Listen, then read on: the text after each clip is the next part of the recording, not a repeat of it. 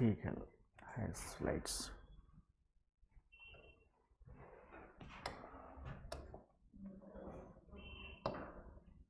समुद्र विज्ञान हिंदी में क्या बोलते हैं? फिजिकल ज्योग्राफी का ही एक बड़ा पार्ट है ओशिनोग्राफी।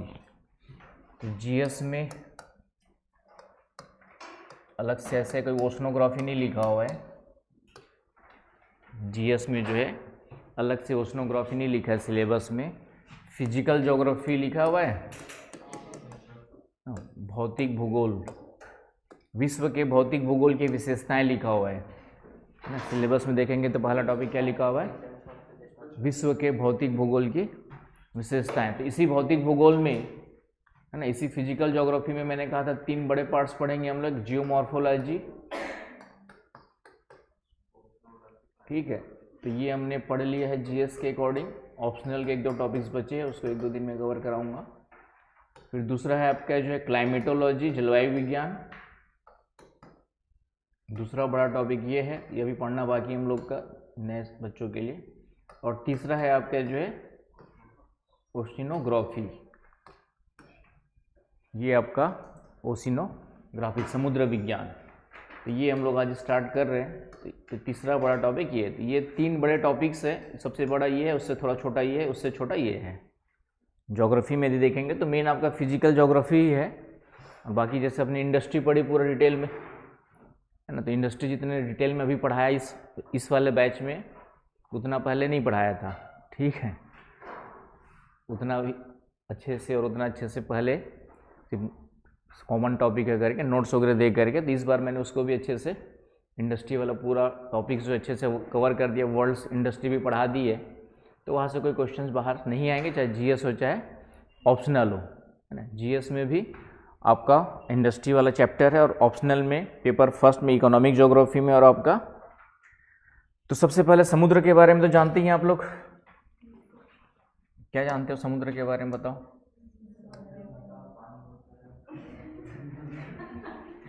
हाँ बोलो बोलो, क्या बोल रहे हो? क्या होता है? चलिए, मछलियाँ होती है, ठीक है। तो चलो, ये तो पता है ना, खारा होता है पानी। भोजन करने के भी काम आता है। सही बात है। तो मैं ये बोल रहा था कि ठीक है, एक बार फरीदाबाद में क्लास ले रहा था, सामने एक ऐसी बच्चा बैठा था, तो उससे पूछा कि समुद्र का पानी खारा होता है। तो उससे मैंने पहला क्वेश्चन किया कि समुद्र का पानी खारा होता है ना, सबको पता है ना करके। तो बाकी सभी बच्चों ने हाँ बोला। एक सामने भाई साहब थे, उन्होंने कोई जवाब नहीं दिया। तो मैंने सोचा कि कुछ क्वेश्चन समझ में नहीं आया होगा। मैंने दोबारा रिपीट किया कि समुद्र के बारे में जानते हो? तो बोले हाँ, समुद्र का पानी खारा होता है ना, ये तो पता है ना करके। तो उसके बाद बोलते सर मैं अभी तक पढ़ा नहीं हूँ। तो फिर मैं सोचा फिर क्वेश्चन नहीं समझा होगा, फिर मैंने दोबारा फिर रिपीट किया कि ये तो पता है ना कि समुद्र, ठीक है पढ़े नहीं कोई बात नहीं है, तो आज पढ़ेंगे, पढ़ना स्टार्ट कर रहे हैं, लेकिन इतना तो पता है ना कि समुद्र का पानी खारा होता है। तो भी फिर वही रिप्लाई करता है कि सर मैंने पढ़ा नहीं है। तो मैं समझ गया कि इसके बाद पूछना बेचारे के लिए। और बाद में पता चला वो प्राइमरी टीचर है, आपका जो प्राइमरी टीचर है हरियाणा में, हरियाणा के स्कूल में एक। तो मैं सोचा कि फिर बच्चों का, वहाँ के बच्चों का क्या होगा। समझ गए? बताना तो पड़ेगा ना। फिर दूसरा फिर क्या हुआ कि बाद में पता चला कि उस समय की भर्ती क्या था, वहाँ पे चौटाला का टीचर घोटाला हुआ था, ठीक है। वहाँ एक सीएम थे, हाँ पूरा नाम तो याद नहीं आ रहा है, सरनेम उनका चौटाला था। तो उन्होंने बहुत बड़ा टीचर घोटाला किया था। तो समझ में आ गया कि उस टीचर घोटाले की भर्ती थे वो, इसलिए उनको ये भी कॉमन सेंस नहीं पता था कि समुद्र का पानी क्या होता है, खारा होता है। तो समझ में आ गया था बाद में। चलिए, तो पृथ्वी पर आते हैं। तो पृथ्वी पर आप जानते हैं कि 2 चीज़ें हैं सबसे, है ना। यदि प्रमुख उच्चावच की बात करते हैं, पृथ्वी पर यदि प्रमुख उच्चावच है ना, हो गया तुम लोग का। मैंने कहा ना कि जब लेट आते हो तो ऐसा बैठो कि सामने वालों को डिस्टर्ब ना हो। तो पृथ्वी पर यदि बात करें, ध्यान से सुनो, पृथ्वी पर यदि बात करें तो पृथ्वी पर दो प्रमुख उच्चावच के रूप में जाने जाते हैं आपका जो है, एक हो गया महाद्वीप, एक आपका पृथ्वी पर क्या है, महाद्वीप है, कॉन्टिनेंट्स है, और दूसरा फिर क्या है आपका जो है, ओशियंस है, महासागर है। तो पर एक कभी कभार क्वेश्चन आ सकता है कि पृथ्वी पर प्रमुख उच्चावच या प्राथमिक उच्चावच, प्राइमरी रिलीफ्स, प्राथमिक उच्चावच, प्राइमरी रिलीफ। तो प्राथमिक उच्चावच किसको बोलेंगे हम लोग? ये दो मुख्य उच्चावच है, महाद्वीप और ओशियन, ओशियन फ्लोर, और उस पर जो पाए जाते हैं उसको हम लोग क्या कहेंगे आपका, प्रमुख या प्राइमरी उच्चावच। उसके बाद सेकेंडरी उच्चावच, ये हो गया प्रमुख या प्राइमरी उच्चावच। उसके बाद हम लोग आते हैं सेकेंडरी, द्वितीयक उच्चावच।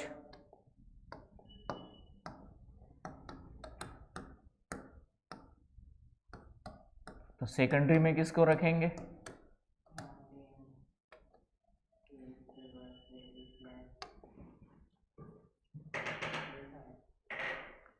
हाँ, तो प्राइमरी सेकेंडरी में रखेंगे जो अंतर्जात बल से निर्मित हुए हैं, इंडोजेनेटिक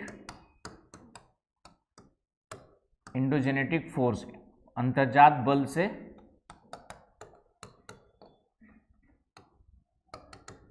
एंडोजेनेटिक फोर्स से बनते हैं, बने हुए, उसको हम लोग किस में रखते हैं आपके जो है, सेकेंडरी में। उसको हमने किस में रखा हुआ है आपके जो है, सेकेंडरी में रखते हैं। तो यहाँ पे क्वेश्चन आ सकता है कि प्राइमरी उच्चावच में कौन आता है, सेकेंडरी उच्चावच में कौन आता है। तो आंसर क्लियर है? क्लियर है कि नहीं क्लियर है? फिर एक तृतीयक उच्चावच भी होता है, टर्सरी,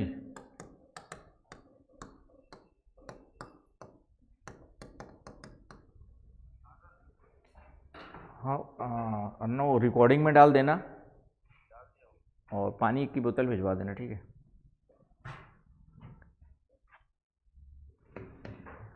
टर्सरी रिलीफ, तृतीयक उच्चावच, तृतीयक में कौन आएंगे?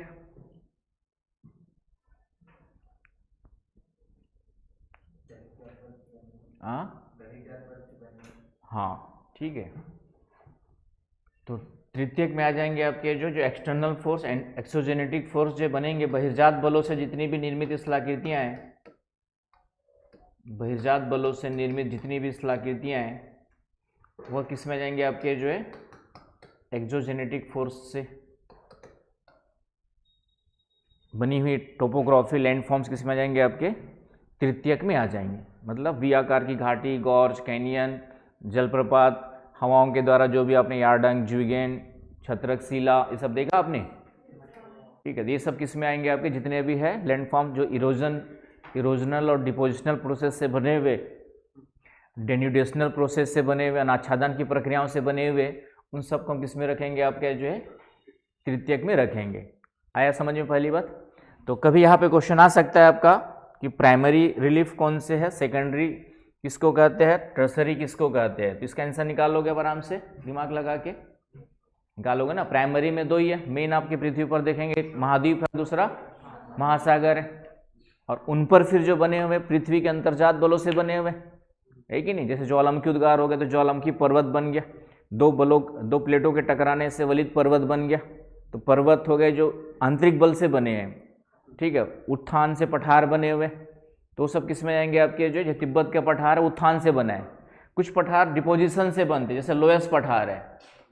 लोएस बताया था क्या होता है, क्या होता है नासरीन? लोएस वर्ड कहाँ पे यूज किया था हमने?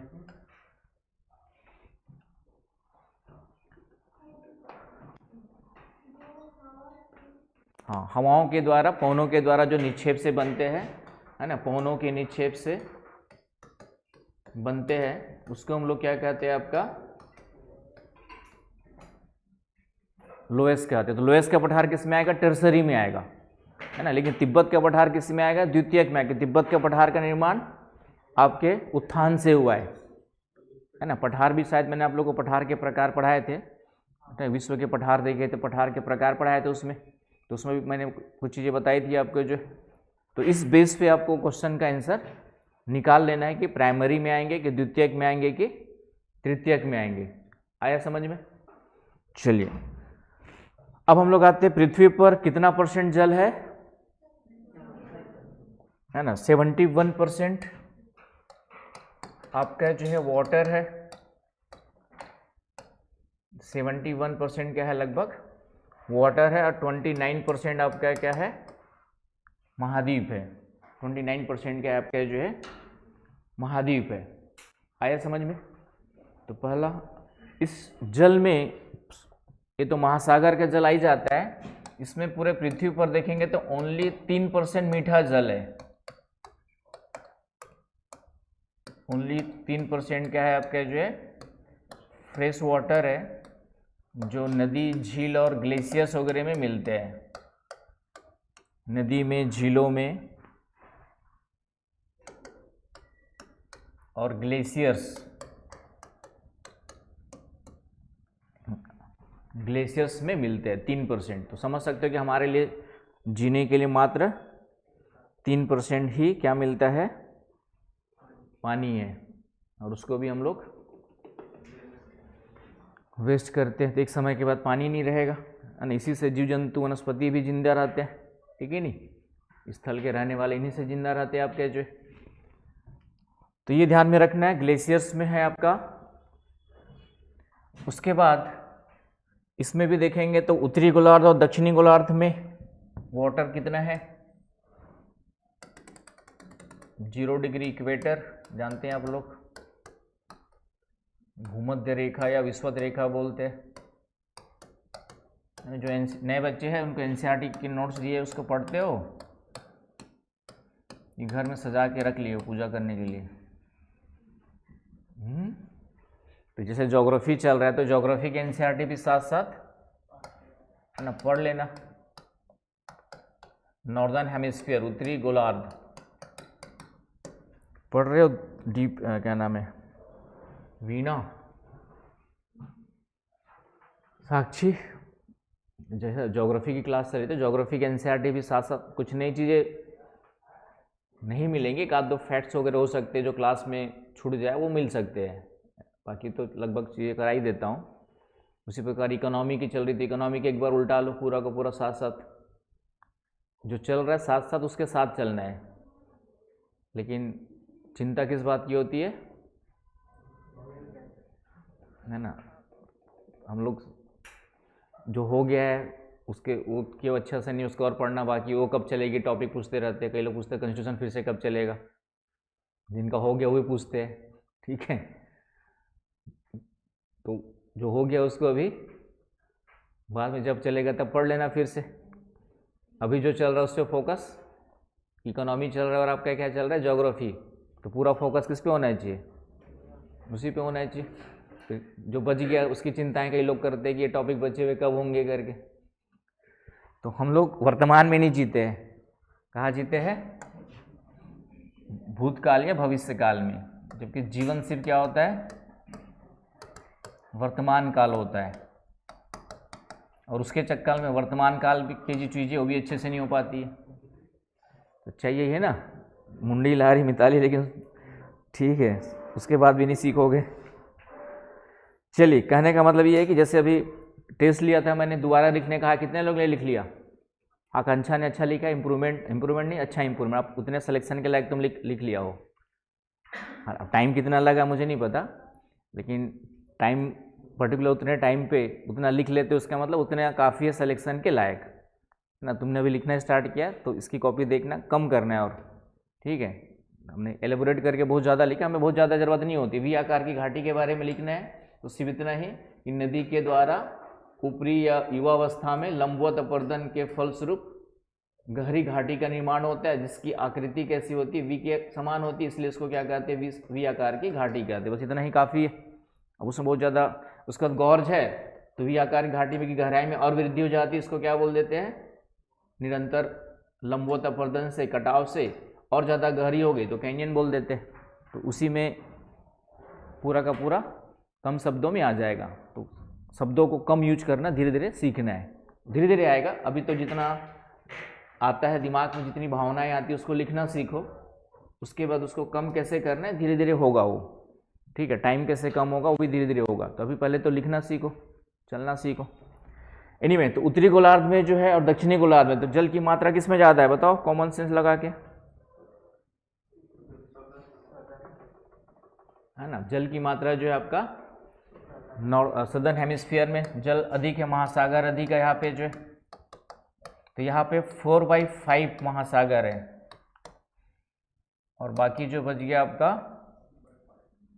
है ना। इसीलिए दक्षिणी गोलार्ध को हम लोग जलीय गोलार्ध बोल सकते हैं और इसको क्या बोल सकते हैं आप, क्या जो है स्थलीय गोलार्ध बोल सकते हैं। इसको हम लोग क्या बोल सकते हैं आप, क्या जो है स्थलीय गोलार्ध। दक्षिणी गोलार्ध के 4/5 और 1/5 आ जाएगा आपका उत्तरी गोलार्ध में। तो 4/5 का मतलब कितना परसेंटेज हो गया,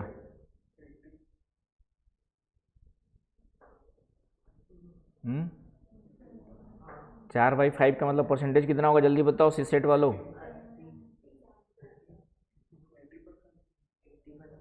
ठीक है, 80% हुआ ना भाई, 4/5 का मतलब।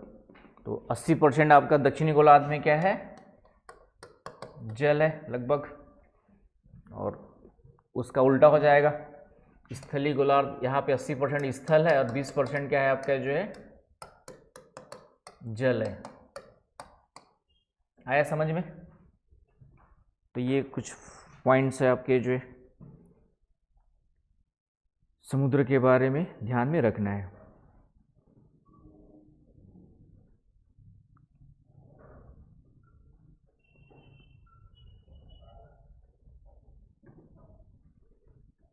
चलिए अब आते हम लोग स्टार्ट करते, बेसिक जानकारी हो गई समुद्र के बारे में। तो अब हम लोग आते हैं समुद्र की जो तली है आपका जो है, समुद्र का निर्माण कैसे हुआ होगा, महासागर का निर्माण।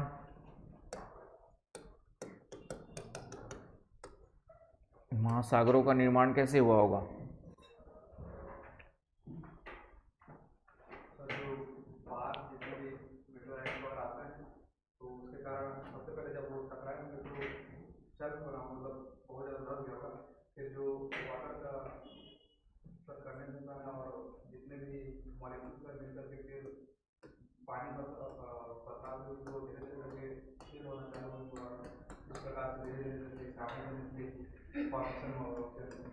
ठीक है। तो पृथ्वी का जो निर्माण है वह लगभग हम लोग कितने साल मानते हैं आपका, जो 4.6 बिलियन ईयर्स,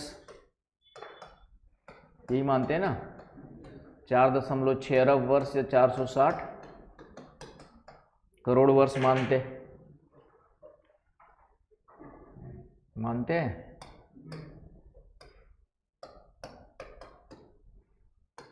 या रेंज पूछेगा तो इन बिटवीन 4.5 से 4.6 बिलियन ईयर्स मान के चलते हैं। पृथ्वी की उत्पत्ति या पृथ्वी का जो निर्माण हुआ है उसकी एज कितनी है लगभग, है ना। लिखते जाओ जल्दी जल्दी, थोड़ा साथ में कलम भी चलाते रहो।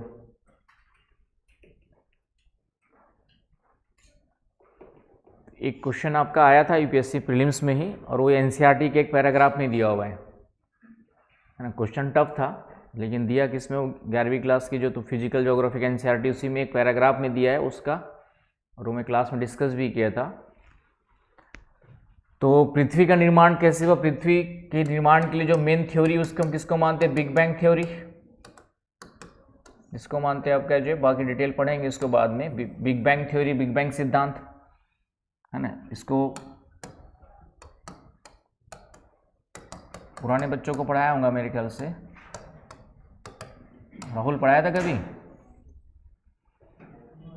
यूनिवर्स वगैरह पढ़ा दिया ना तुम लोग को, उसी में पढ़ाया था बिग बैंग सिद्धांत। तो बिग बैंग सिद्धांत के अनुसार जो है एक किसी अत्यधिक सघन पिंड के विस्फोट से पूरे यूनिवर्स का निर्माण हुआ। पृथ्वी का तो हुआ ही है, बिग बैंग थ्योरी से पूरे ब्रह्मांड का निर्माण हुआ।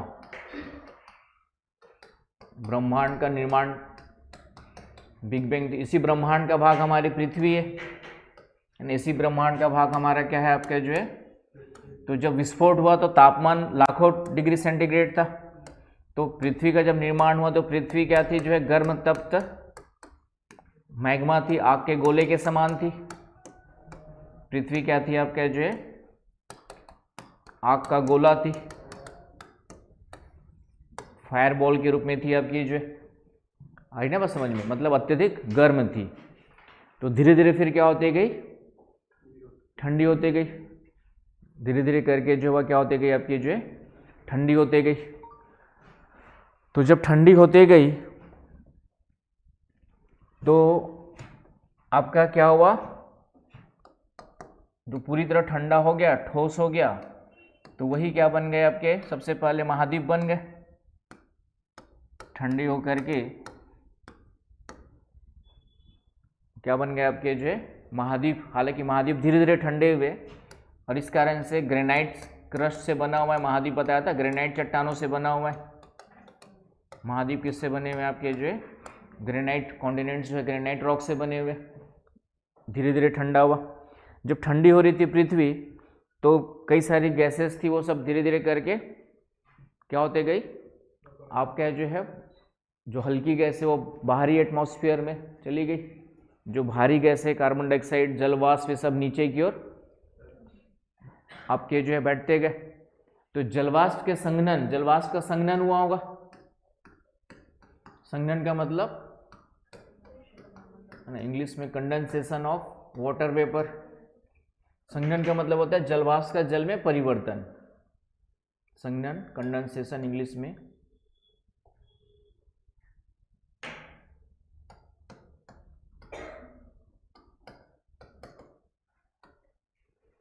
तो संघनन का मतलब होता है जलवाष्प का जल में परिवर्तन,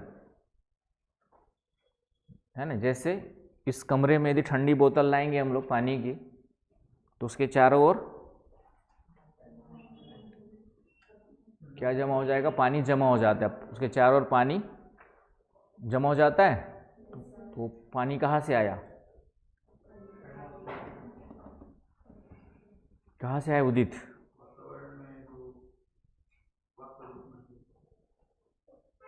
तो एटमॉस्फेयर में जो वाटर वेपर है, जलवाष्प है कि नहीं, तो वो क्या हो गई आपकी जो है, तापमान की कमी के कारण से, तापमान की कमी के कारण से क्या हो गई, इस ठंडे बोतल के चारों ओर क्या हो गई आपकी जो है, वाटर में कन्वर्ट हो गई, है कि नहीं। तो वह प्रोसेस क्या कहलाती है आपकी, संघनन कहलाती है। वह प्रोसेस क्या कहलाती है आपकी जो है, संघनन कहलाती है। आ रही बात समझ में? तो संघनन का सिंपल सा मतलब, बाकी क्लैम्पला जी में डिटेल पढ़ा दूंगा, अभी याद रखो, जलवाष्प का जल में परिवर्तन,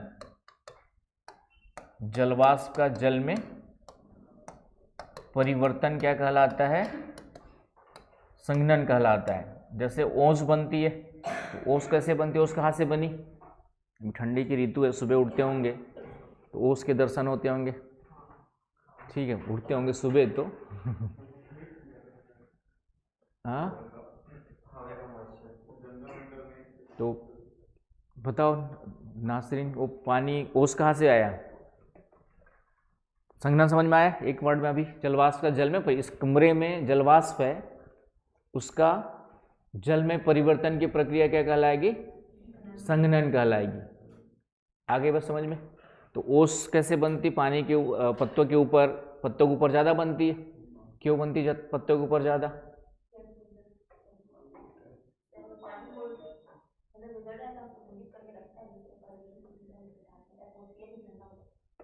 ठीक है, संघनन। और राहुल बाबू, बाबू बोलूँ बाबा बोलूँ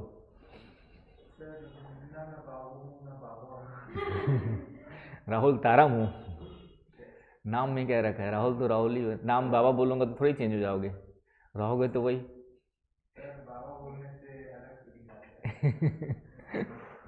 राहुल गांधी वाली फीलिंग आती है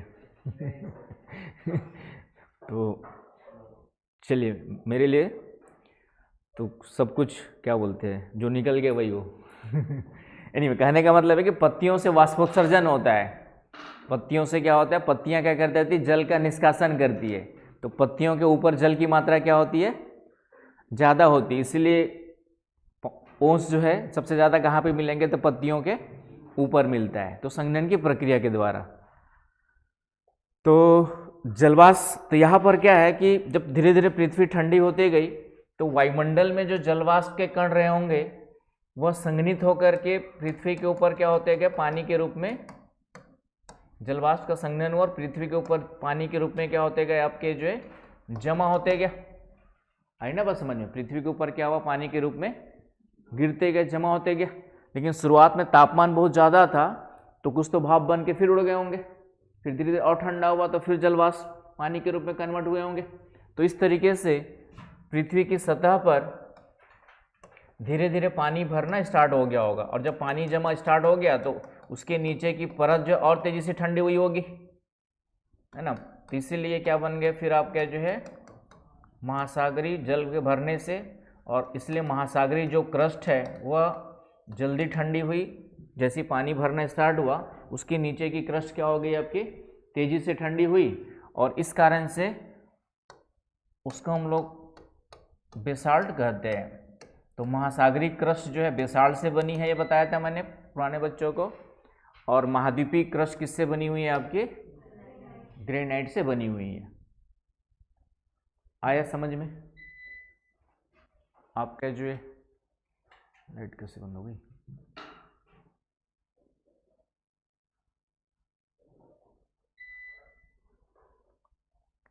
चलिए आगे।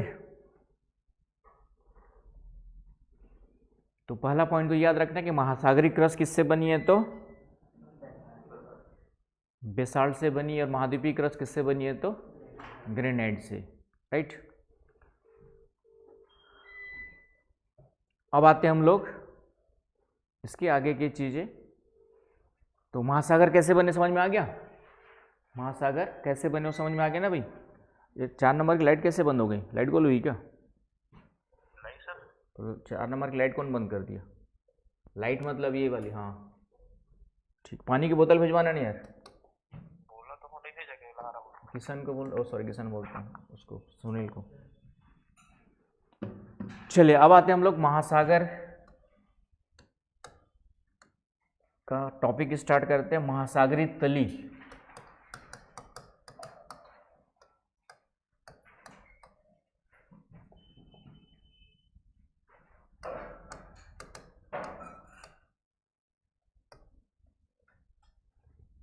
तो महासागरीय तली किसको बोलते हैं?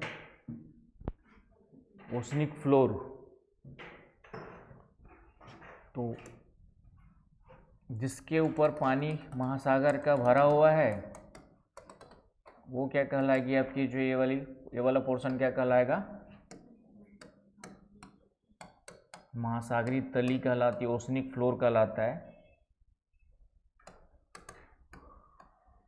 ओशनिक फ्लोर ये वाला जो पार्ट है आपका जो है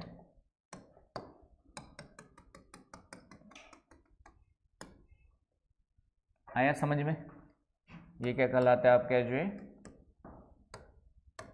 ओशनिक फ्लोर कहलाता है। और यही ओशनिक फ्लोर बेसाल्ट से बना हुआ है। यही ओशनिक फ्लोर किससे बना हुआ है आपका जो है बेसाल्ट से बना हुआ है, ये ध्यान में रखना है। तली, तो तली वर्ड यूज करेंगे तो याद रखना ये इसकी बात हो रही है, बॉटम या फ्लोर, बॉटम भी बोल देते हैं तली के लिए, बॉटम वर्ड। और सी लेवल का मतलब पानी के सतह, समुद्री जल के ऊपरी जो तल है उसको हम लोग क्या कहते हैं, समुद्र तल कहते हैं, सी लेवल कहते हैं। तो दोनों में कंफ्यूजन नहीं होना चाहिए। सी लेवल की बात करेगा तो वाटर जो अपर सरफेस है उसको हम लोग सी लेवल कहते हैं, और जिसके ऊपर समुद्र है उसको हम लोग क्या कहते हैं आपका जो है महासागरीय तली कहते हैं। ठीक है, चलो आगे।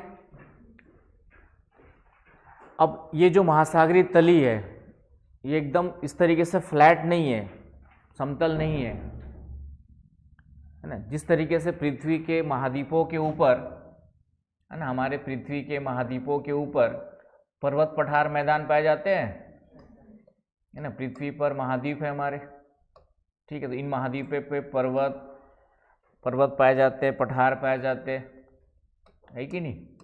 आपके जो है मैदान पाए जाते, समतल क्षेत्र पाए जाते, तो उसी प्रकार से इस महासागरीय तली पर भी जो है समतल सपाट न होकर के इसमें भी अलग अलग क्या पाए जाते हैं, भू आकृतियाँ पाई जाती है। कोई इस तरीके से दिखाई देती है, कुछ पर्वत के समान ही, तो समुद्री पर्वत बोल देते हैं, सी माउंट्स बोल देते हैं। क्या बोल देते हैं आपका, सी माउंट्स कहते हैं। कुछ इस तरीके से दिखाई देती है, उसको हम लोग कह देते हैं आपका गुआट, GUYOT। कुछ नए वर्ड भी आएंगे, तो ये गुआट नया वर्ड है आप लोग के लिए।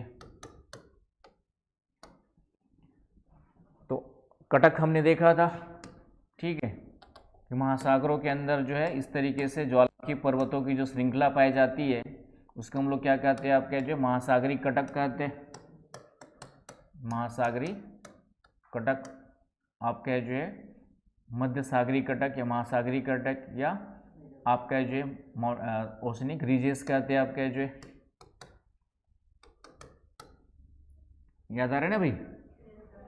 तो यहाँ पे कहने का मतलब ये है कि महासागरीय जो तली है वह पूरी तरह से सपाट नहीं है, उस पर भी कई सारे उच्चावच पाए जाते हैं। इस तरीके से कई सारे क्या पाए जाते हैं, उच्चावच। उच्चावच का मतलब मैंने बता चुका हूँ कि जितने भी पृथ्वी पर ऊंचे नीचे भाग है उसको वन वर्ड में हम लोग क्या कहते हैं, उच्चावच कहते हैं। या इसी को अलग अलग भू आकार के है तो इसको भू आकृति भी इसी को बोलेंगे, है ना, या स्थलाकृति भी इसी को बोलेंगे।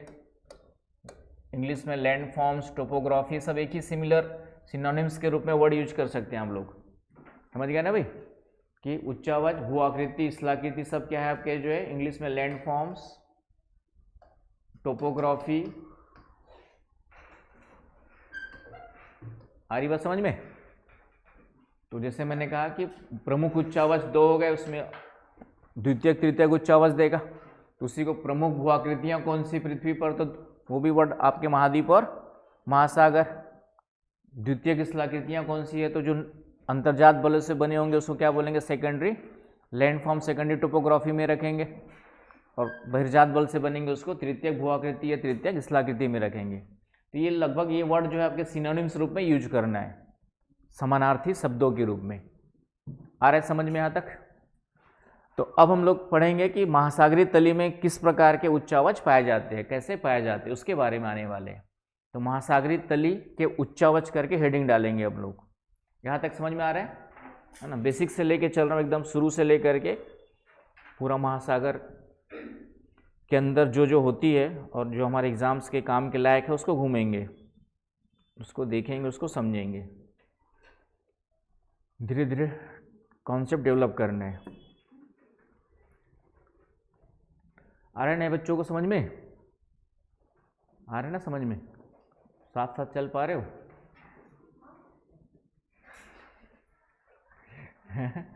क्या हो गया, समझ में आ रहा है, पूछ रहा हूँ। साथ साथ चल पा रहे हैं ना करके, कि जो पढ़ाना चाह रहा हूँ, समझाना चाह रहा हूँ। अभिषेक ठीक है, कल कहाँ गायब हो गए थे? हाँ, शकल से तो लग रहा है। ठीक है, ठीक है। मौसम ठंडा होने जा रहा है, ठंडा होते जा रहा है, तो गर्म कपड़े पहनने का कष्ट करेंगे तो तबीयत खराब नहीं होगी, और हीरो बनकर घूमने की कोशिश करेंगे तो तबीयत खराब होगी। सही बात है कि नहीं। तो ठंड लगे चाहे न लगे, गर्म कपड़े पहन के, जैसे हम भी तो तुम्हारे साथ में ही रहते। तबीयत खराब में साल में एक आध दो बार बुखार आता होगा, उसके पहले कभी मैंने क्लास बंद ना, ज़्यादा ध्यान रखना पड़ता है हमें अपने शरीर का। क्यों? क्योंकि हम खराब होकर तुम्हारी क्लास बंद हो जाती है, तो इसलिए अंदर पसीना भी आते रहता है ना। शाम वाली क्लास में तो भी मैं वो गर्म कपड़े पहन के पढ़ाता हूँ। राहुल को पूछना, वो गर्म कपड़े अंदर पसीना आते रहता है तो भी, क्योंकि मालूम है कि वो ठंडा गर्म करूँगा तो फिर मेरी तबीयत बुखार आएगा। बॉडी बुखार क्यों आता है? क्योंकि बॉडी जो है तुरंत एडजस्ट नहीं कर पाती है, अचानक से ठंडी, अचानक से गर्मी। तो हम क्या करें, थोड़ी सी गर्मी लगती कपड़े निकाल देते हैं, ठंडी लगती तो भले नहीं पड़ते, कूटते रहते ऐसे करके। तो इसलिए ठंडी गर्मी यदि लगती भी है तो थोड़ा देर गर्मी पसीना आ रहा है तो उसको बर्दाश्त कर लो। उससे क्या होगा, बॉडी अपने आप ही टेम्परेचर के हिसाब से नॉर्मलाइज होती है। तो साइंस है, तो बायोलॉजी पढ़े हो तो उसको यूज भी करो। मिताली, हाँ नहीं, अभी तुमको निमोनिया हो गया था ना, तो निमोनिया क्यों होता है पता है ना? ठंडी लगने से ही होता है। तो क्यों हुआ होगा?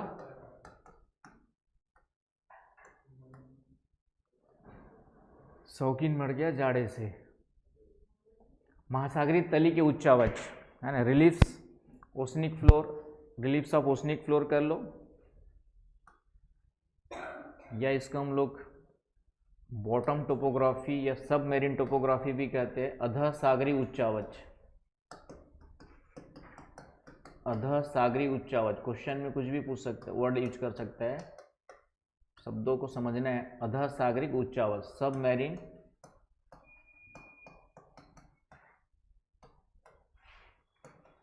रिलीफ्स या रिलीफ्स ऑफ ओशनिक फ्लोर, या बॉटम टोपोग्राफी भी बोल सकते हैं।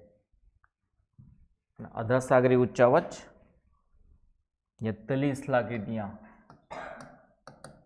समुद्र तली या समुद्र की तली स्थलाकृतियां। तो कोई कुछ इनमें से कोई भी वर्ड पूछे, इसके अलावा भी कोई वर्ड यूज करे तो समझ जाना है कि किसके बारे में पूछा जा रहा है। बॉटम टोपोग्राफी,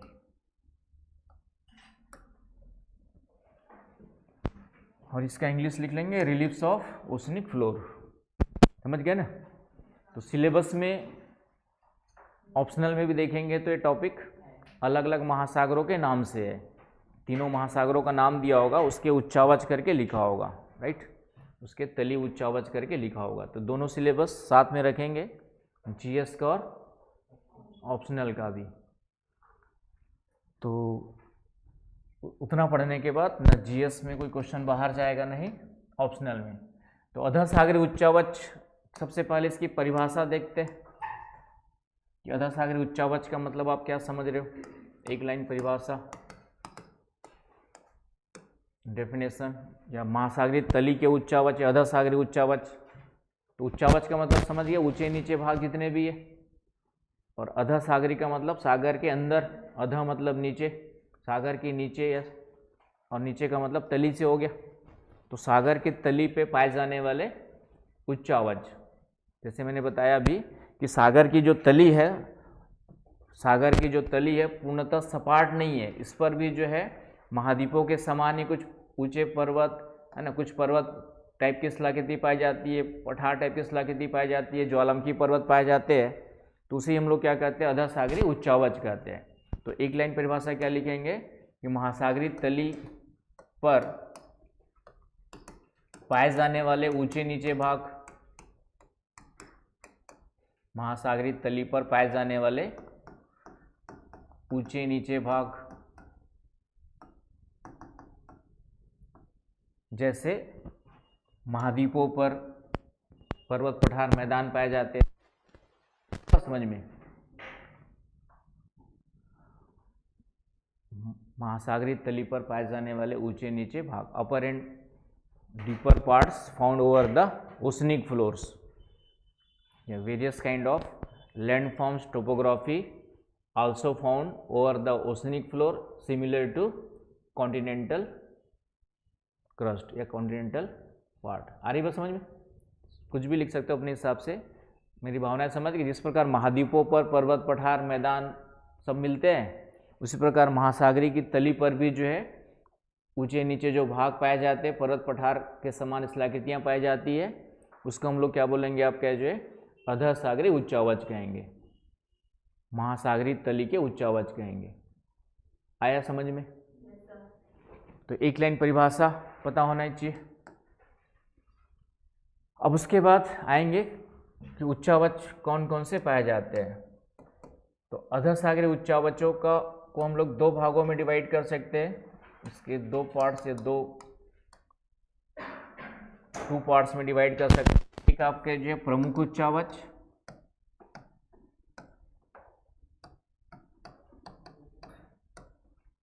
महासागरी तली के समुद्र के अंदर अधः सागरी उच्चावचों में मेजर लैंडफॉर्म्स या मेजर रिलीफ्स,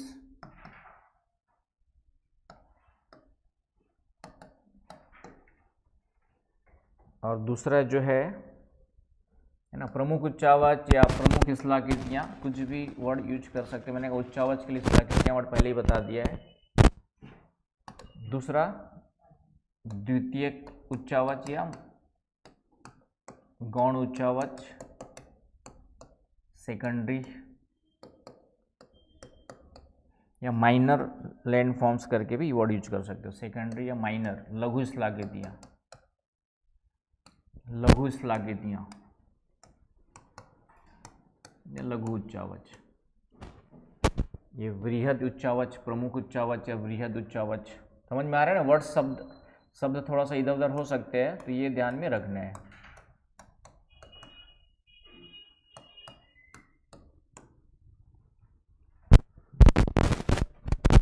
पहले तो 2 भागों में डिवाइड करेंगे, उनके नाम लिखेंगे और फिर आगे पढ़ेंगे। चलो आगे, समझ में आ रहा है। समुद्र के अंदर गोता लगा ले रहे हो।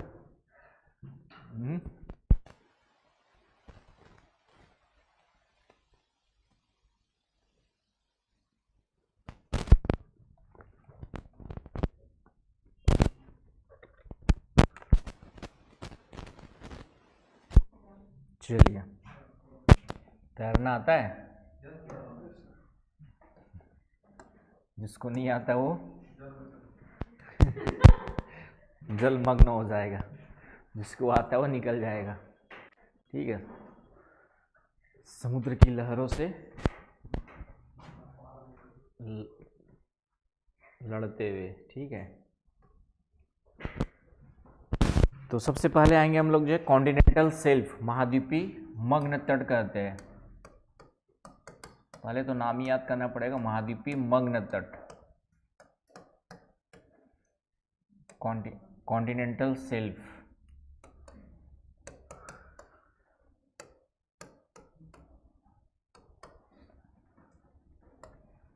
है ना, जो ऑप्शन जो ज्योग्राफी वर्ष के लिए क्लास लेंगे 10:30 तक आएंगे। 10 बजे डला रहता है, लेकिन वो 10:30 तक हो जाते, स्टार्ट होते। समझ गए? राहुल एंड बाकी जो है, बाकी इकोनॉमी में आए थे ना तुम लोग, तो ऐसे ही बैठे रहते होंगे। तो महाद्वीपी मग्न तट पहला हो गया। दूसरा महाद्वीपी सेम रहेगा, ढाल, स्लोप।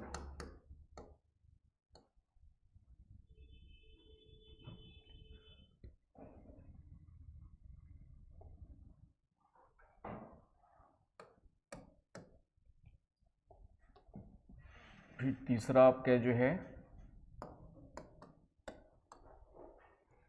गहरे सागरी मैदान,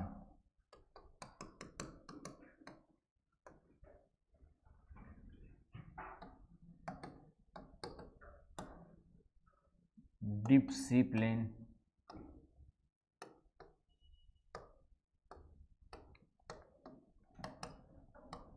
या एक वर्ड अबिसल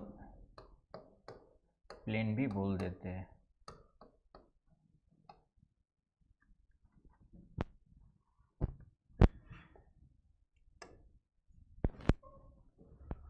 गहरे सागरी मैदान या अबिसल प्लेन।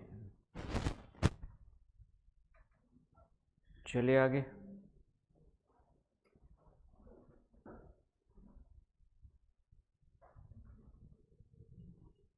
और फिर आपके जो है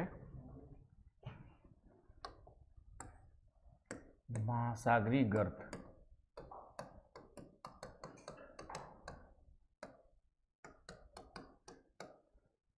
ओशनिक ट्रेंच।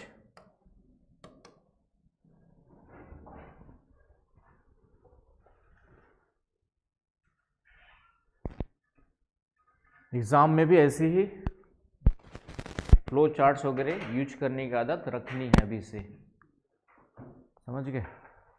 तो यहाँ लिखने की आदत रहेगी तो एग्ज़ाम में अपने आप ऑटोमेटिकली बिना एफर्ट्स के निकल आएगा। और नहीं रहेगा, सोचो एग्ज़ाम में जाके बना लेंगे तो नहीं बनेगा, क्योंकि हमारा माइंड जिस तरीके से ट्रेन रहेगा, वहाँ अचानक से 3 घंटे में अलग से काम नहीं करेगा वो।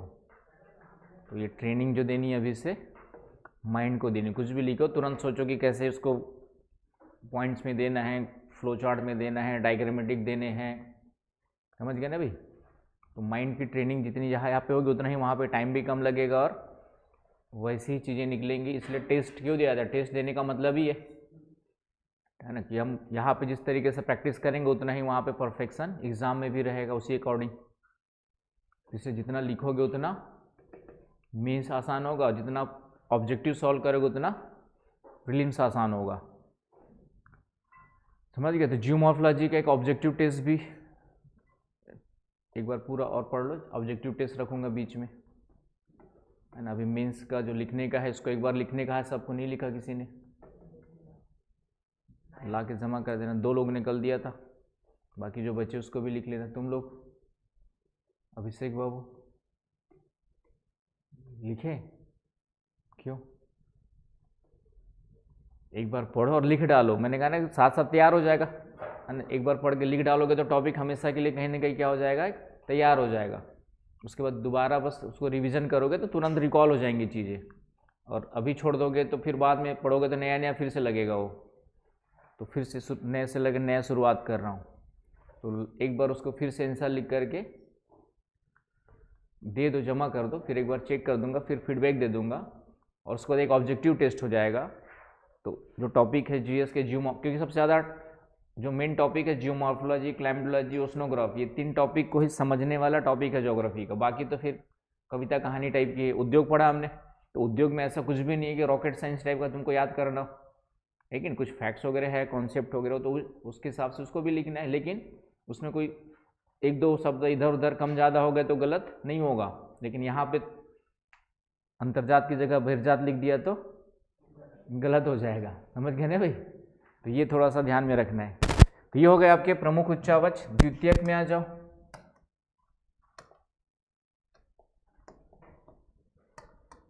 तो सबसे पहला है मध्य सागरी कटक।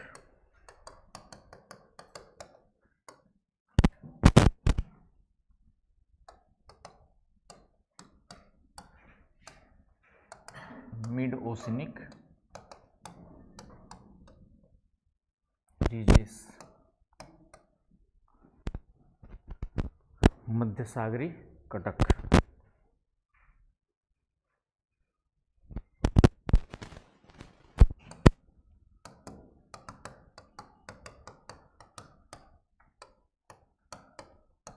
अंतःसागरी कैनियन,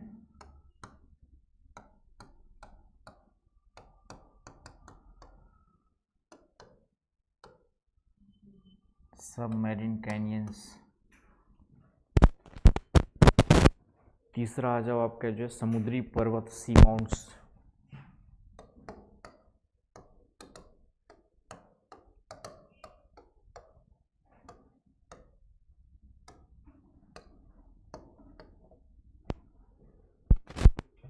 सी माउंट्स, समुद्री पर्वत। चौथा है ग्वाट या समुद्री टीला बोल देते हैं।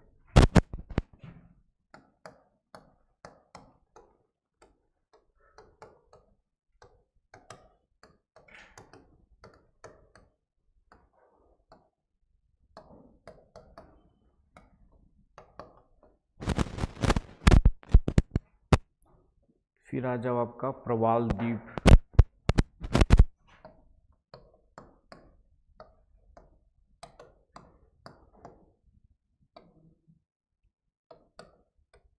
Coral islands, coral reefs. प्रवाल भित्तियन द्वीप अलग दोनों लिख लो, प्रवाल भित्तियन द्वीप कर दो।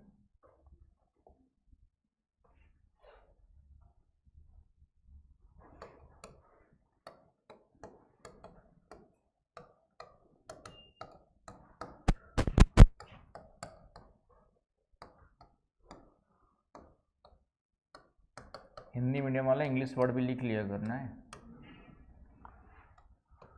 तो फायदा ही होगा, नुकसान नहीं करेगा। नहीं लिखोगे तो नुकसान होने की संभावना बनी रहेगी। समुद्र के अंदर भी बैंक है, समझ गए। तो वहाँ पर भी बैंक पैसा निकालने डालने जा सकते हो। और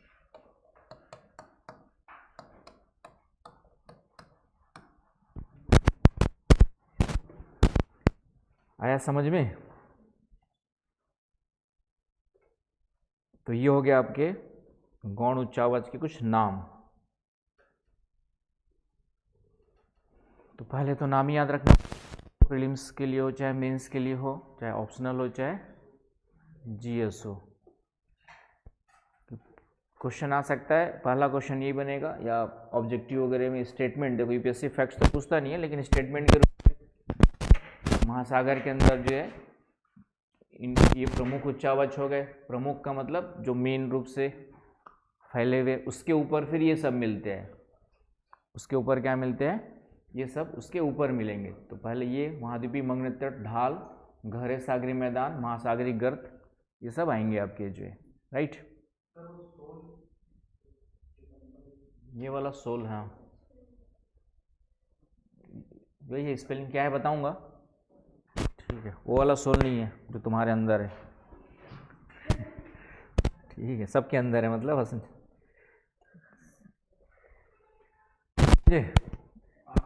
हम लोग सोल ही है, चेतन शक्ति। मानो चाहे ना मानो, मान लो तो अच्छी बात, नहीं मानो तो मान लेने से आसान हो जाता है जीवन को जीना और समझना, कि हम लोग जो दिख रहा है वो बॉडी है, और उसको चलाने वाली ऐसी कोई शक्ति है जो शरीर को चला रही है। तभी जब हम मरते हैं बॉडी तो यही रह जाती है, तो ऐसा शरीर से क्या निकल जाता है कि फिर वो, तो कई लोग ये बोलते हैं कि आज तक प्रूफ नहीं हुआ। ये बताओ, तूने यहाँ पे वाईफाई कनेक्ट किया हुआ है? अरे कहीं तो किया होगा, यहाँ नहीं किया तो मोबाइल से कनेक्टेड है, यहाँ वाईफाई दिख रहा है क्या तुम्हें? लेकिन कनेक्टेड है, तो प्रूफ नहीं कर पा रहे, लेकिन कनेक्टेड तो है वाईफाई से हमारा। इसमें प्लग में बिजली की सप्लाई हो रही है। डाउट है तो हाथ डाल के देख लो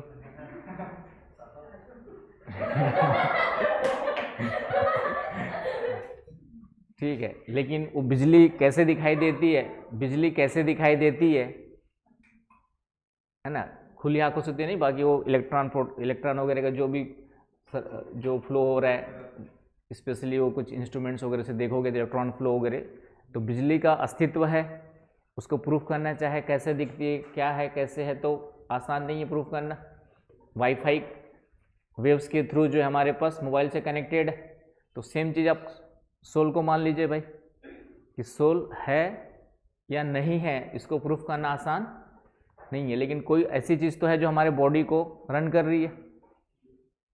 तो इसलिए फिलॉसफी में सभी फिलोसफर्स ने माना हुआ है, गीता में तो कहा ही गया है, इवन वेस्टर्न फिलोसफर्स ने भी, किसी ने भी इसको डिनाई नहीं किया है। बस नाम किसी ने कहा कॉन्शियस, आपके जो है क्या चेतन शक्ति के रूप में, कॉन्शियस पावर के रूप में देखा है, वर्ड अलग यूज कर दिया। हालांकि सोल ही सब लोग बोलते हैं। कांड ने कहा कि प्रूफ करना मुश्किल है, लेकिन मानने में कोई बुराई नहीं है ना। भगवान के अस्तित्व को कांड कहते हैं कि प्रूफ नहीं कर सकते, लेकिन ये भी प्रूफ नहीं कर सकते कि नहीं है, तो मानने में कोई बुराई नहीं है, क्योंकि नैतिक व्यवस्था बनाए रखने के लिए माना जा सकता है। तो वही चीज़ें है आप कह रहे हैं। तो इसीलिए तो वो वाला सोल नहीं, यहाँ पे ये वाला सोल क्या है देखेंगे आगे। तो सबसे पहले स्टार्ट करते हैं हम लोग प्रमुख उच्चावच से। तो एक डायग्राम बनाते हैं, कुछ बेसिक चीज़ें पहले देख लेते हैं। ये जो उच्चावच है समुद्र के अंदर, जैसे आज मैं आप लोग को मैप दिखा देता हूँ, फिर बना के तो स्टार्ट करेंगे, क्योंकि कल फिर बनाना पड़ेगा नहीं तो मेरे को। अभी तो सिर्फ तुमको डायग्राम दिखा के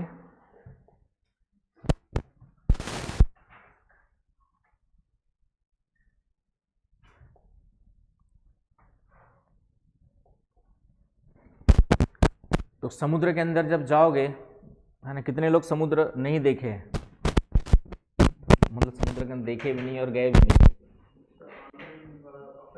हाँ हाँ, ऑफलाइन फिजिकली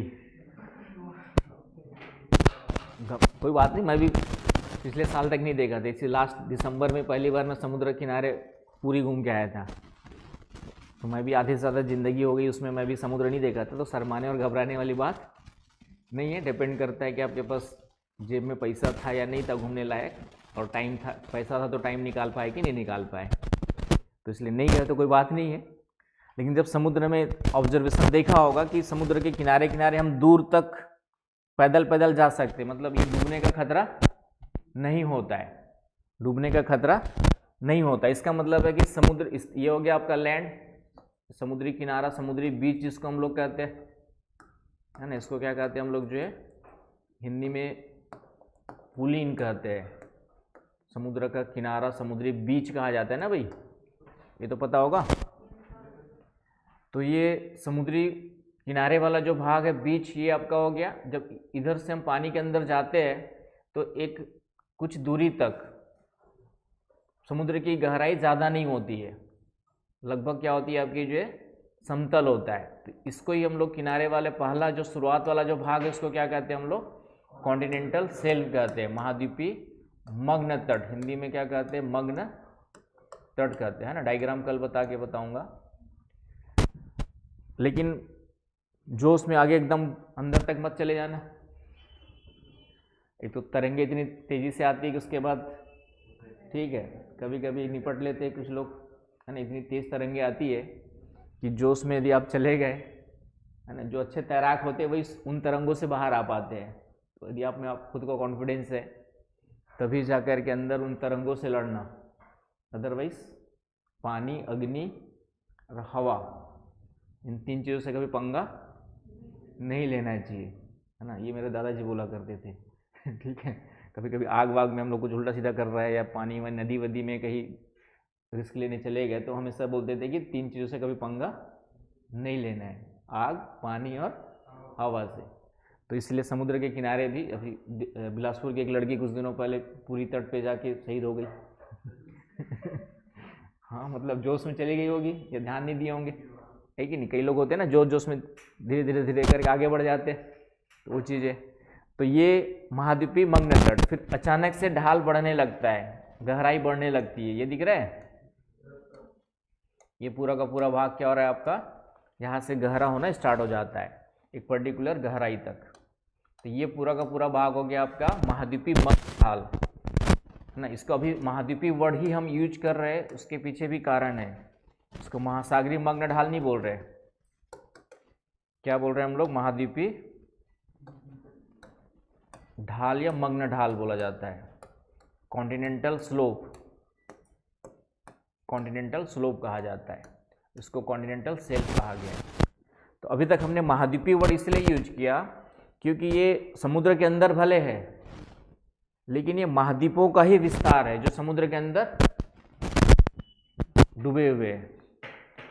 ऐसे क्यों माना, क्योंकि ये ग्रेनाइट सेल है, ये दोनों अभी जो है यहाँ तक जो महाद्वीप जहाँ जहाँ लिखा हुआ है अभी ये ग्रेनाइट ही है, इसीलिए इनको हम लोग किसका भाग मानते हैं, महाद्वीपों का। वो समुद्र के अंदर भले ही क्या है आपके डूबे हुए। कैसे डूब गए होंगे, क्योंकि मैंने कहा ना महाद्वीप धीरे धीरे बने, पानी बनते गए पानी भरते गया, तो कुछ महाद्वीपों के किनारे वाले भाग भी क्या हो गए, समुद्र के अंदर चले गए। तो डेफिनेटली महाद्वीप है तो धीरे धीरे करके ढाल क्या होगा, बढ़ते जाएगा। पहले ढाल आपका क्या रहेगा, कम रहेगा, फिर अंदर जाएंगे तो फिर ढाल में वृद्धि होती है। तो ये किनारे वाले दोनों ढाल हो गए आपके महाद्वीपीय मग्न तट और ये महाद्वीपीय। इसका ढाल सबसे ज़्यादा ढाल यदि पूरे समुद्र में देखेंगे तो सबसे ज़्यादा ढाल इसी का मिलता है। तो ये महाद्वीपीय मग्न ढाल हो गए, किनारा हुआ। क्लियर हो पॉइंट आपका यहाँ तक। और उसके बाद फिर अंदर जाएंगे तो ये पूरा का पूरा समतल मैदान, अभी भी ढाल ही है ये वाला भाग भी, फिर पूरा समतल मैदान मिलता है पूरे। फिर यहाँ तक क्या मिलेगा आपका, ये फिर अंदर जो है समतल प्लेस मिलेगा, लेकिन गहराई ज़्यादा होगी, है ना। लेकिन अंदर समुद्र में तैरना आता है, गोताखोर जिसको बोलते हैं ना हम लोग, तो समुद्र के अंदर जाएंगे तो ये समतल नहीं है, इसमें कई सारे इस तरीके से। फिर इसी के अंदर जो है मध्य सागरीय कटक मिलेंगे, इसी के अंदर क्या मिलेंगे, मध्य सागरीय कटक मिलेंगे। कुछ ज्वालामुखी उद्गार से बने हुए वॉल्केनो आइलैंड से ज्वालामुखी पर्वत मिलेंगे। फ्लैट है तो ऊपर वाला भाग फ्लैट होता है तो उसको हम लोग कहते हैं गोएट कहते हैं। तो ये मुख्य रूप से कहाँ पे मिलते हैं, गहरे मैदानी भागों में मिलते हैं, है ना। जो द्वितीयक हमने देखा था या लघु शिलाकृतियां जो लिखा है वो मुख्य और फिर और अधिक कहीं गहराई पे ये ट्रेंच मिलते हैं। ट्रेंच जो समुद्र के सबसे गहरे भाग होते हैं, ये आपके क्या हो गए, ट्रेंच हो गए। तो ये चार प्रमुख, अब ये चारों सभी जगह मिले जरूरी नहीं है ना। अब तुम जाके तट पे ढूंढोगे कि मग्न तट, मग्न ढाल, गहरा मग्न, फिर ट्रेंच भी मिल जाए, वो जरूरी नहीं है। लेकिन सामान्यतः यदि चारों एक साथ मिलते हैं तो इसी तरह से मिलेंगे। पहले मग्न तट मिलेगा, फिर मग्न ढाल मिलेगा, फिर गहरे सागरी मैदान मिलेंगे, फिर ट्रेंच मिलेगा। ट्रेंच हर जगह नहीं मिलेगा, जहाँ प्लेट टकरा के अंदर जा रही है वहीं पे ट्रेंच मिलेगा। ये तीनों तो लगभग 19-20 करके मिल जाएंगे। मतलब पहले सेल्फ मिलेगा, चौड़ाई कम ज़्यादा हो सकती है, फिर कुछ ढाल वाला भाग मिलेगा, फिर आपका आगे जाएंगे तो फिर समतल क्षेत्र मिलेगा। तो ट्रेंच बस हर जगह मिले जरूरी नहीं है। तो इस तरीके से जब समुद्र के अंदर हम जाते हैं तो ये इस तरीके से आपके जो है क्या मिलती है, प्रमुख उच्चावच मिलते हैं। फिर इनके ऊपर जो स्थलाकृतियाँ हैं ये सब गौण उच्चावच में आ जाते हैं। आ रहा है समझ में? वो अलग अलग क्षेत्रों में अलग अलग रहेगा, ठीक है। हाँ, अलग अलग क्षेत्रों में कहीं पे मग्न तट चौड़े है, कहीं पे कम है। तो औसतन कल बताऊंगा मैं आपको कितना रहता है, लगभग कितनी गहराई, लगभग 200 आपके जो 200 मीटर तक रहती है। 200 मीटर, 200 फैदम बोल देते हैं, 100 फैदम कहा जाता है, 180 मीटर या 200 मीटर तक, है ना। फैदम करके पढ़ेंगे एक वर्ड, 200, एक कल डिटेल बताऊंगा। 200 मीटर तक लगभग गहराई। तो यहाँ पे पानी की गहराई लगभग कितना मिलेगी आपका, 200 मीटर। तो अलग अलग पढ़ेंगे कल, कौन सेल्फ की विशेषताएं पढ़ेंगे, तट पढ़ेंगे। तो इस तरीके से ये चीज़ें मिलती है। अभी ठीक है, ठीक है। ग्वेट कुछ नहीं बताया मैं, इसीलिए तुमको एग्जाम्पल के रूप में बताया, कल और डिटेल बताऊंगा, घबराओ मत, ठीक है। ग्वेट मैंने कहा कि ये आकृति बना के दिख रहा है, तो इससे क्या समझ में आ रहा है कि कोई ऊंचा भाग जिसका ऊपर का भाग क्या इस तरीके से फ्लैट हो, तो उसके टोपोग्राफी को हम क्या नाम दे दिए आपका जो है, ग्वेट। मतलब है पर्वत ही, लेकिन ऊपर का भाग इस तरीके से क्या है, किसी ने ऊपर से चाकू से क्या कर दिया, काट दिया, समझ गया ना भाई, गले को काट दिया। तो जो टोपोग्राफी दिखाई रही है वो उसको ग्वेट बोलते हैं। सी माउंट समुद्री पर्वत, तो समुद्र के अंदर जो भी पर्वत मिलेंगे उसको क्या बोलेंगे, पर्वत के समान जो स्थलाकृति मिलेगी उसको क्या बोलेंगे, सी माउंट, कॉमन सा। क्लियर है? तो एक तो ये हो गया। अब ये सब के बारे में पता कैसे चलता है, उसकी तकनीक को हम लोग कहते हैं, एक तो बाथीमेट्रिक मेथड कहते हैं। विधि लिख लो कि समुद्री तली का जो अध्ययन किया जाता है उस विधि को कहते हैं बाथीमेट्रिक मेथड। बाथीमेट्रिक मेथड विधि कहा जाता है। और इस विधि में हम लोग साउंड वेव का यूज करते हैं, ध्वनि तरंगों का, जिसको सोनार तकनीक कहा जाता है। ध्वनि तरंगों का यूज करते हैं।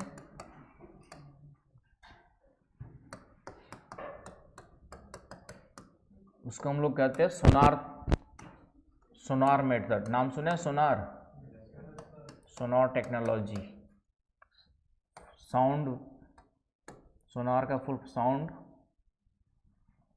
ठीक है, SO का साउंड है, navigation, ranging and ranging technique करके वर्ड है इसका जो है।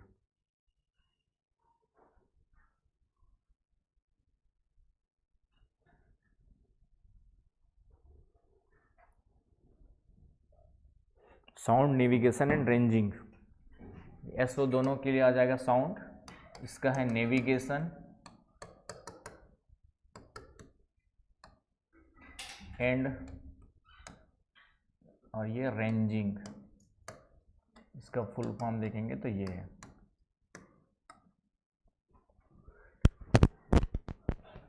तो sound, navigation and ranging sonar technology कहते हैं। तो एक क्वेश्चन कभी आ जाए कि समुद्र के अंदर की जितनी भी चीज़ें हैं, है ना, उसका अध्ययन करने के लिए जो मेन मेथड यूज की जाती है वो कौन सी हो गई आपकी, सोनार मेथड हो गई, है ना। अब तो हमारे पास और भी आ गए, अब तो AI आ गया, तो जाके कैमरा लगा दें, कैमरा वैमरा भी लगा देते हैं वैसे तो।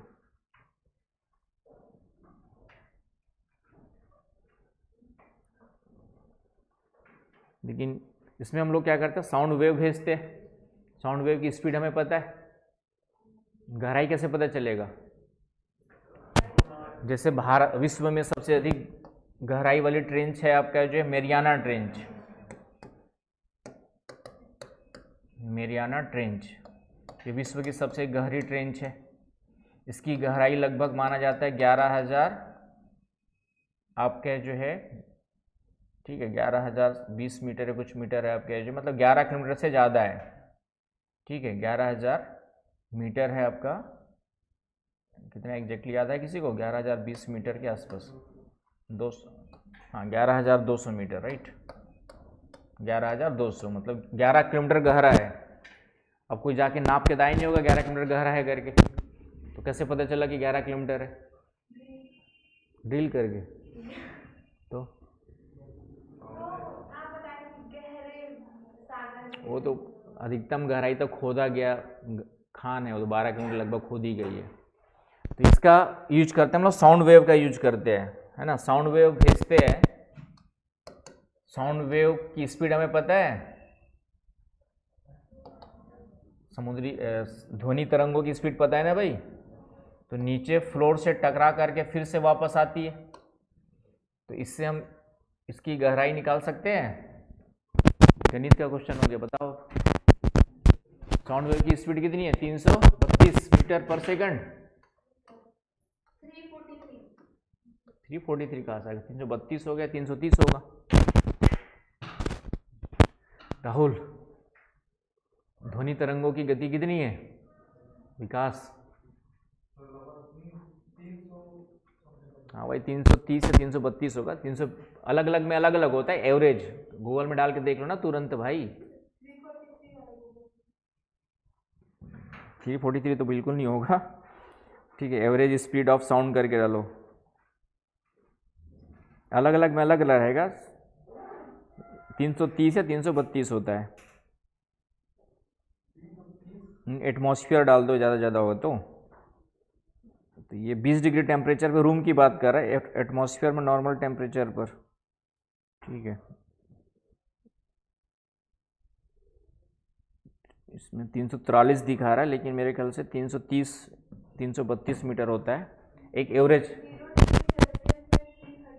हाँ, तो 0 डिग्री सेल्सियस टेम्परेचर में ये आपका 0 डिग्री सेंटीग्रेड टेम्परेचर में लगभग आपका जो है स्पीड कितनी होती है? 332 या 331 या 3 के आसपास होती है, राइट। तो स्पीड पता है हमें, अब दूरी निकाल लोगे? नहीं पता, नहीं निकाल पाओगे अभी भी? क्या गणित पढ़ रहे हो? मैंने तुमको सिर्फ इतना बताया, साउंड की स्पीड इतनी बता दी, तो डिस्टेंस निकालना, निकाल लोगे? स्पीड पता है तो सीधी सी बात है, कितना समय जाने में और कितना समय, स्पीड इज इक्वल टू क्या होता है? दूरी बटे समय होता है कि नहीं होता है भाई? कैसे आईएएस बनोगे फिर? तो ये स्पीड हमें पता है, ये हमको पता है, समय पता चल जाएगा कितना देर जाने में लगा और कितने देर आने में, है ना। जहाँ से छोड़ा और वापस आके यहाँ पे रिसीव किया, उस दोनों का टाइम पता चल जाएगा। ये भी पता चल गया, ये भी पता चल गया, तो ये निकल जाएगा आपका जो। आया समझ में? तो इस तरीके से साउंड वेव का यूज करते हैं गहराई को नापने के लिए। क्या हो गया नासरीन? आया समझ में ना कि कैसे साउंड वेव के थ्रू हम लोग फाइंड आउट कर सकते हैं? कोई डाउट किसी को? हाँ, सबमरीन भी सोनार टेक्नोलॉजी के थ्रू, ठीक है। सबमरीन का मतलब अंदर पनडुब्बी जो होती है वो, ठीक है, कितनी गहराई पर है, क्या है, वो सब अंदाज़ा लगाती है। तो साउंड की स्पीड जो है एवरेज 0 डिग्री सेंटीग्रेड, ये भी नोट करिए, सब भी नए नए फैक्ट्स है जो काम के हैं, ये भी काम आएंगे, ऐसा नहीं कि बेकार के हैं। तो 0 डिग्री टेम्परेचर के आसपास साउंड वेव का कितना है आपका? 332, और जो रूम टेम्परेचर है 20 डिग्री सेंटीग्रेड पे, ये सब फैक्ट्स भी नोट कर लो। 20 डिग्री सेंटीग्रेड रूम टेम्परेचर है, तो उसमें स्पीड होती है 343 मीटर पर सेकंड, समझ गए? ये रूम टेम्परेचर लगभग 20 डिग्री पर। पानी के अंदर 1480 मीटर पर सेकंड होता है।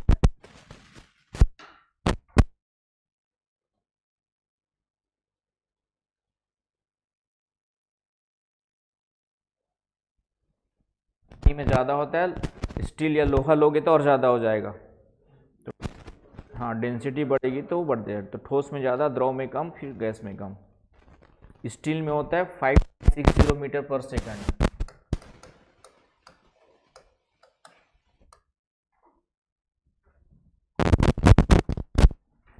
स्टील में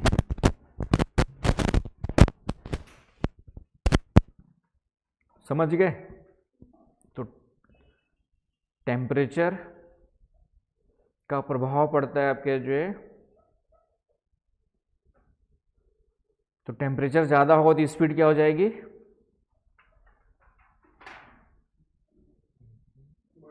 बढ़ जाएगी, है कि नहीं। लेकिन ठंडी में ज़्यादा आवाज़ दूर से सुनाई देती है,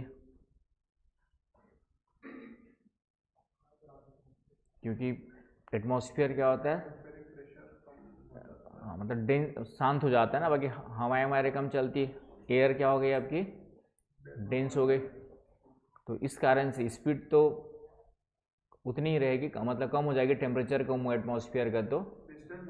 लेकिन चूजे क्या है आपका जो है कि एटमॉस्फेयर क्या हो गया आपका, शांत हो गया एकदम।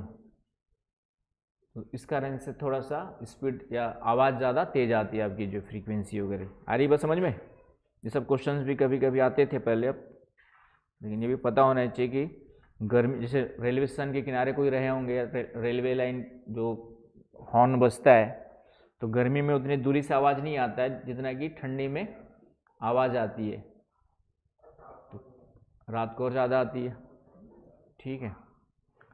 तो डेंसिटी से सीधा संबंध है। डेंसिटी एक तो होता है कि टेम्परेचर से भी है, और दूसरा डेंसिटी से है। तो एयर डेंस हो जाती है ठंडी के दिनों में, हवा क्या हो गई, ना तो बढ़ के ठंडी होने के कारण से, इसलिए अधिक दूरी से आवाज़ आ जाती है आपके पास। आया समझ में।